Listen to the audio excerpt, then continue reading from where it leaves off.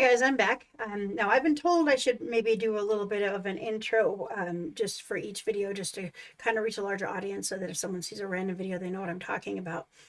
So again, my name is Crystal. I am telling the real story of the character Christina that was showcased in the Crank books, because I am Christina from the books. I feel dumb saying that every time, but I probably will get used to it.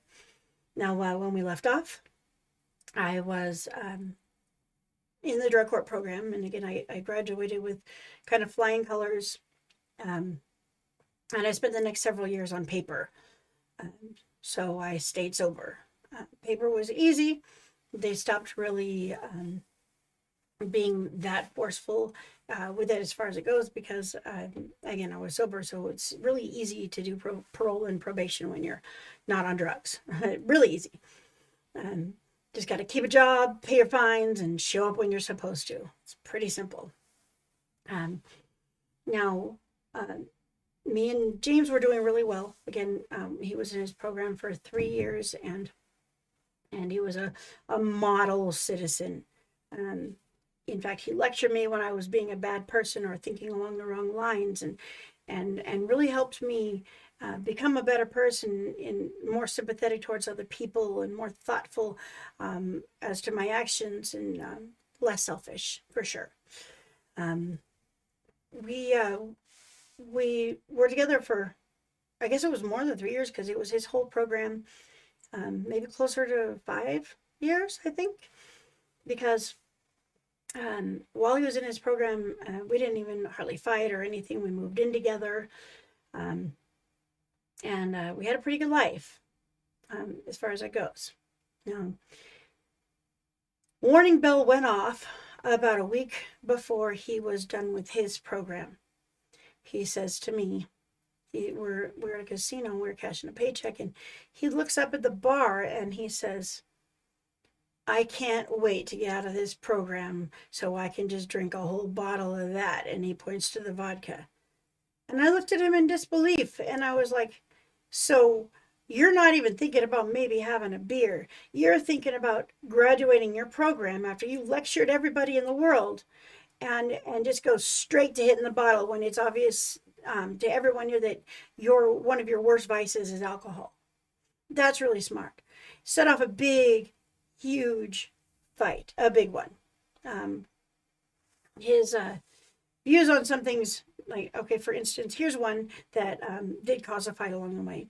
He told me that going to a strip club wasn't cheating, even if you got a lap dance and had boobies all up in your face, because those women are professionals. They're paid to do the job. So if they're paid to do the job, then it's not cheating. And I looked at him and I said, "Okay, well, how do you feel about prostitutes then? I mean, you pay them to have sex. Is it cheating if you go and buy a prostitute?" And he tells me no, with the utmost sincerity. And I freaked out. He's like, "Well, how do I know you haven't gotten a prostitute or gone to a strip club? I'm not okay with somebody getting boobies up in their face." Sorry, the camera froze. I'm not okay with somebody getting boobies up in their face and rubbed all over, and grinding or anything else. It's all cheating to me. And I was not okay with it. So that just kind of goes to kind of thinking, he was kind of a chauvinist, which I didn't recognize early enough on to save myself. So basically, he finished his program and immediately went out and got just shit-faced. And what he didn't tell me really in very much detail is that he had schizophrenic tendencies, and when he was on drugs and alcohol, those tendencies were brought to the surface. We fought a few more times, and we ended up breaking up for the first time. Now, the way that happened is we were kind of fighting a lot. We were in a big house, a big old 4-bedroom house. His brother was in one of the other rooms helping pay the rent, because it was kind of high in a big place like that, and the power bill was super high there. And I come to find out that even though I'm trying to work on the relationship, I come to find out that he is planning on moving out without giving me any notice. Now, keeping in mind that we have a small child, and we've just found out that I'm pregnant again with our second child. And he was just going to move out on me and leave me with Clyde pregnant and not having starting to get frustrated with the camera glitches, but here we go again. Not having any way to pay the bills on my own. So what I did was the owner of the house that we lived in was his boss and friend's mother, and I cut out his boss and friend Lance, and I went straight to the owner of the house, and I said, "Look, he's planning on moving out. I mean, he's not going to tell me, and I want to move in roommates, but he's decided." Now, since he found out I'm trying to move in roommates, because I found out he's trying to move out on me, that he's decided he's not going to move out. Now, by this time, he's in the extra bedroom that we had as an office at first. He'd moved out of my room, so we were split up and living in the same house. And I was like, I've already talked to friends. I arranged to have my friend Annie and a couple of her family members move in. They were living in a weekly anyway, so it was really good, kind of a setup for everybody. And then he decides, a week before they move in, when they stop paying their rent so they could help pay the bills for that coming month, for me, decided he wasn't moving out, and I had him thrown out of the house. Again, I'm not the type of person to sit around and just be a victim. I decided that I was not going to let him victimize me, so I went above his head, and I did the same thing to him that he tried to do to me, and he didn't like it much. Now, we went on like this for a little bit. He would come and take Clyde, like on weekends or, overnight or whatnot. And he had ended up moving into the Sportsman's, which is like a terrible, dirty weekly down the street. And that place, the reason all of this came about really was because he wanted to move his friend Joey in, who was coming out of prison. And Joey was a terrible meth addict, had no intentions of being sober when he came out, and it was an absolute no for me. So he decides to, when he moves out, to get Joey and move him, and another glitch, sorry, to get Joey and move him in with him at the Sportsman's.